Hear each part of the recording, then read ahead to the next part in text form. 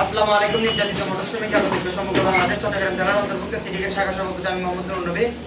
তো আমাদের সন্দীপ ট্রান্সপোর্ট এজেন্সির একটা গাড়ি আমাদের এখানে জব্দ ছিল বিগত 5 দিন পর্যন্ত। তো ইনশাআল্লাহ এটা সমস্যার সমাধান হয়ে গেছে।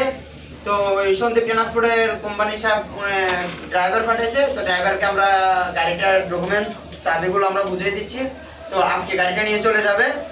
তো ইনশাআল্লাহ এটা আমরা সুন্দরভাবে আলাপ আলোচনার মাধ্যমে কথাবার্তা বলে আমরা এটা সমাধান করে দিয়েছি ইনশাআল্লাহ। তো আমরা যে শ্রমিকের যে আমাদের শ্রমের যে মূল্য, আমাদের ড্রাইভার সাহেবের যে সড়কে মহাসড়কে গাড়ি চালা কোম্পানি থেকে পাওনা দেওয়ার ক্ষেত্রে বিষয় হচ্ছে যে যেসব টাকা পয়সার বিষয় আসলে লেনদেন থেকে থাকে সেটার বিষয় নিয়ে এই ধরনের বিশৃঙ্খলা যেন আর কেউ কোনো ড্রাইভার সাহেব সৃষ্টি না করে, সেটাই আমি ড্রাইভার সাহেবদের থেকে আশাবাদী।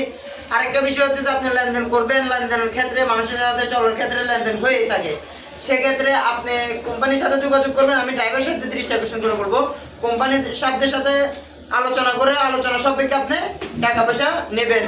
আর যদি সেক্ষেত্রে আলোচনা করতে অসম্ভব হয়ে যায়, সেক্ষেত্রে আপনারা যদি আমাদের এই সংগঠনের অন্তর্ভুক্ত হয়ে থাকেন, সেক্ষেত্রে আপনি যে শাখা হন সেই শাখায় বলবেন, বসে আলাপ আলোচনা করে ওই শাখা কমিটির নেতৃবৃন্দরা সহ যাই কোম্পানির সাথে আলাপ আলোচনা করে আপনাদের টাকাগুলো আদান প্রদান করে দিবে।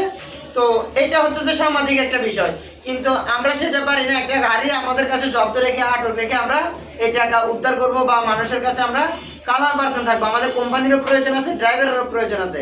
তো আমরা সড়কে মহাসড়কে শান্তি সুশৃঙ্খলাভাবে নিরাপদভাবে গাড়ি চালাবো ইনশাল্লাহ, এটাই আমরা সকল শ্রেণীর ড্রাইভার থেকে আশাবাদী। তো ভাই একটু দাঁড়ান তো, আপনার এই যে 1টা 2টা 3টা এই যে স্মার্ট কার্ড 4টা 5টা আপনি ডকুমেন্টস পাইছেন? আচ্ছা, সেক্ষেত্রে এখানে একটা মামলা সিলেবাস আছে, এটা রাখেন। এই যে ব্যাটারির কাগজ, ঠিক আছে?